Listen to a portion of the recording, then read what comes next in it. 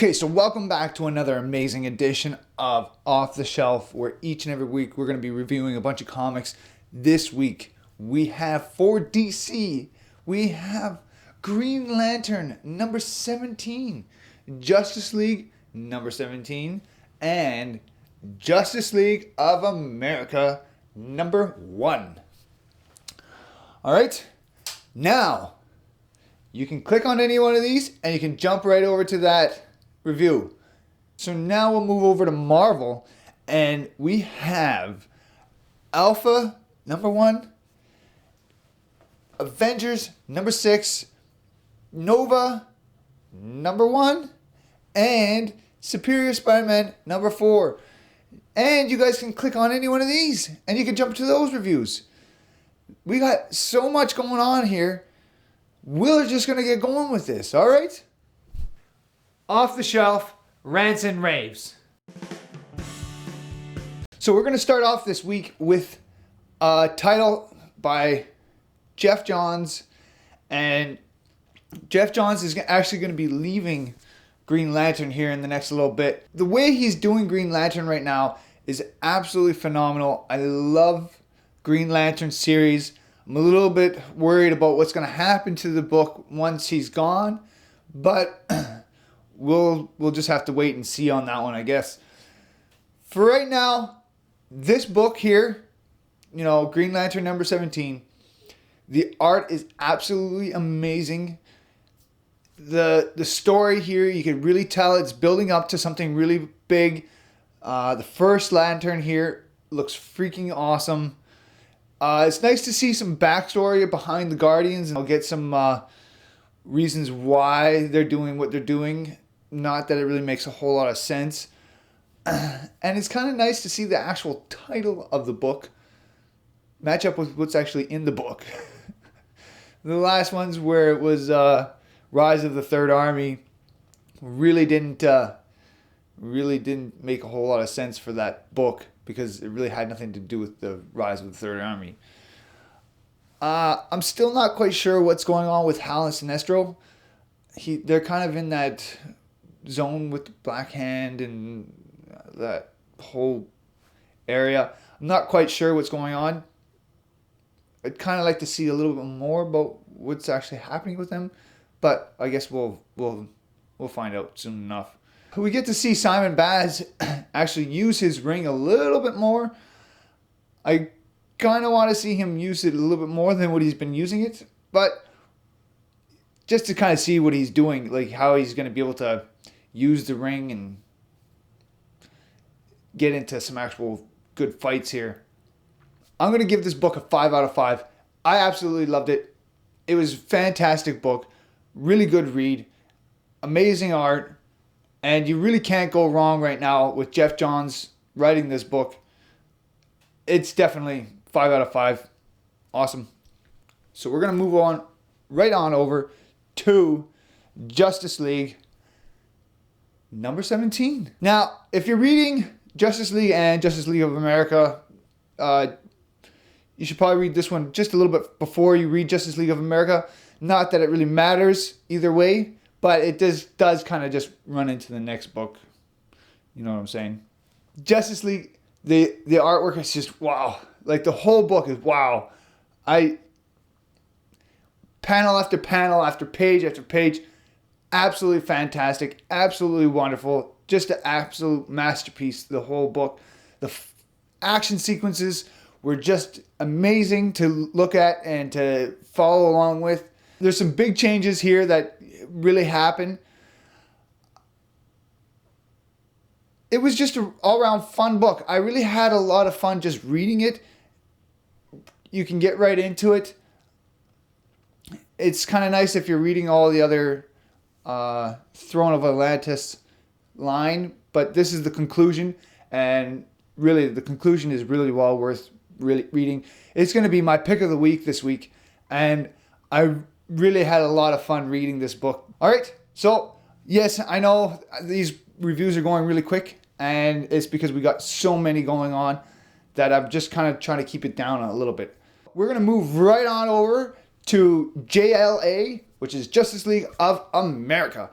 Now, it is really good to see the roster that we're going to be working with here. I can't really put a whole lot of faith in what the roster actually is. I'm not a huge fan of Catwoman being on the Justice League of America roster, but we'll see. We'll see how it goes. I'm kind of hoping that they're gonna screw things up really bad and kick a few people off and change things around a bit. We'll see. We'll see how what goes on, how it happens. The art here is pretty solid. Nothing really changes. It's you can tell who all the characters are. Hawkman looks sick. There's a splash page there with Hawkman. Absolutely fantastic. There's not really a whole lot that goes on in this book. There's not a whole lot of fighting, not a whole lot of action. It's just really just a setup book. That's all this is. It's here's the players that are going to be in this book, and here is something that's going to affect us later on. This is going to be our new mission kind of thing, and we're not really seeing a whole lot of character development in this book. So, or fighting. It's a Justice League of America book. You'd hope for a little bit more fighting. But for right now, it's good. I enjoyed it. I'm giving it a 4 out of 5. It's a really solid issue. Go pick it up. All right? And that was for Justice League of America, number 1. All right, so now we're going to move into the world of Marvel with Alpha Big Time. Now, not a huge fan of the art here. I just really couldn't get into it. Some people might actually enjoy this style. For me, it's just not my style. The plot line with Doc Ock just giving, Alpha back his powers. Here you go, have fun. Really didn't seem like Doc Ock. I kind of get why he did it, but I'm not sure if it's enough of a reason. And it just seemed like everybody in this book was really out of character. And even Alpha, who's an annoying little brat, I still found him annoying and irritating, but I still found him not irritating and annoying the same way I found him during the Amazing Spider-Man run. He kind of basically realizes what he's done wrong, and he's out to fix it. I want to fix this. This is, I did wrong. This is blah, blah, blah. I had a hard time believing that he wants to do better, and he wants to, go out selflessly and sacrifice himself for the greater good. I just don't see it in him. I don't see it as his part of his character. I really believe he wants the credit for himself, and I think that's the driving factor for him. So it was a little strange to see him going, "Oh no, I could see, I was mistaken." It bothered me. I'm gonna give this book a 2 out of 5. I had a really hard time reading through this book, and it was awful, awful. I'm sure it could get better, and I'm sure once you get past the reasons why he is who he is, his backstory is not really going to be all that fantastic, and you could have hoped for a little bit better. I would have liked to see it more him getting gradual, and maybe coming back and having this big thing against Spider-Man and Peter Parker.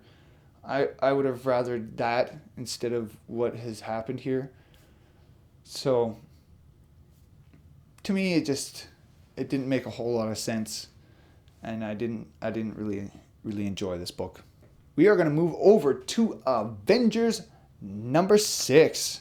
With the Avengers, we're getting to see a lot of the stories behind some of the characters that are involved in the Avengers. I have no idea who a lot of these people that they picked for the Avengers are. So it's kind of nice to see some of those people have more of a role during these books. It's also good to see how all of this fits in and how the Earth is really a big focus for a lot of people. There are parts during this book with Spider-Man in it, and it really seems out of place and really seems pointless, but I really believe that they're just building up to the fact that he's going to get booted out of there, because all he is he's a prick during this book, and he's just not fitting in very well with the Avengers, and it's because he's Doc Ock and he's arrogant and he's superior beyond everybody else, and he's really got that mentality. So I'd kind of like to see him get booted and get out of there, because he's driving me nuts right now. The artwork during this book is absolutely amazing. I had a lot of fun. I had a lot of fun reading this book. It was a good book. Not a whole lot of action during this book. Not a lot of fighting. There's zero fighting in this book. But it's a lot of setup. It's a lot of seeing where things are going, seeing where things are leading. And Hickman's got me pretty good right now. I'm pretty excited to see where it's going with this, all right? So I'm going to give this book a 4 out of 5. It's definitely well worth picking it up. I really enjoyed it. And that was for Avengers number 6. All right, we're moving along. On to Nova number 1. And I'd first like to say, I'm pretty sure I've read the story about 30 million times. The artwork here is beautiful. I absolutely loved it. And Sam is not quite totally annoying yet. He's in the cartoon Ultimate Spider-Man. He's really kind of annoying character, but in this book, he's not annoying yet. I don't hold out a whole lot of hope for him, but we'll see where he goes. I'm pretty sure, like I said, I've read this story about 1,000 million times. You know, crazy man tells a bunch of these crazy stories, and kid doesn't really believe him, and then somehow the kid gets swept up into this cosmic craziness, and oh no, this crazy old man, he's real. Really? That's the story you're going with? I really enjoyed it. I had a lot of fun reading this book. It's nice to see the Guardians of the Galaxy here. They got that big movie coming up here in the next I think not this year, next year. It's a good adventure book. I had a lot of fun reading it. It's a nice enough setup. I'd like to see where it's going. I'm going to give this one a 4 out of 5. Really, it's because I've read the story over and over and over again, and it still had a lot of heart, and it did have some good, action sequences. The action sequences were absolutely amazing and really fun to read. So that was for Nova number 1. So moving along to Superior Spider-Man number 4. This book, I'm pretty sure it's been the last 6 weeks and we've got 4 issues. This book is coming out rapid fire style. I'm having a lot of fun reading Superior Spider-Man. It's a really good book. This book in particular, I'm kind of getting annoyed by right now. And I'll tell you why. Peter Parker can really ride that fine line of being super annoying, super whiny, or super witty and super funny. This book, he was super annoying, super whiny. And then Doc Ock really talks in, I am Doc Ock. I am superior. We know you're Doc Ock. Stop telling us you're Doc Ock. We know, we get it. Put that at the beginning of the book and that's it. Leave it. The story here is absolutely fun.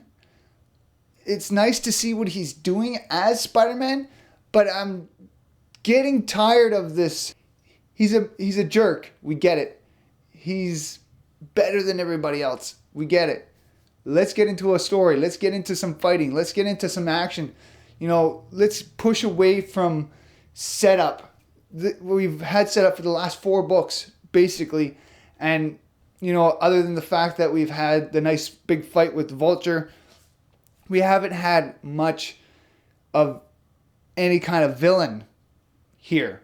But right now, it's super annoying to read because of all the I'm better and whiny little Peter Parker in the background. So I'm only going to give this book a 4 out of 5 because I still did have a lot of fun reading it. I just have a hard time with Peter Parker and Doc Ock being in the same body and listening to both of them. And they're both not fun to read. So that is it for this week. I want to thank everybody out there who are watching these videos. Awesome. Remember to leave your comments down below in the comment sections about whatever you want. Let me know if there's a comic book out there that I should be reading and should be taking a look at. I do have the list up on my YouTube page. So if you click on the button where it says Wisdom 360, click on that. It'll take you to my page and you can see the comics there. And remember to subscribe. So that is it for this week. Thank you guys so much for watching. I had so much fun doing these videos. And I'll see you guys on the next one.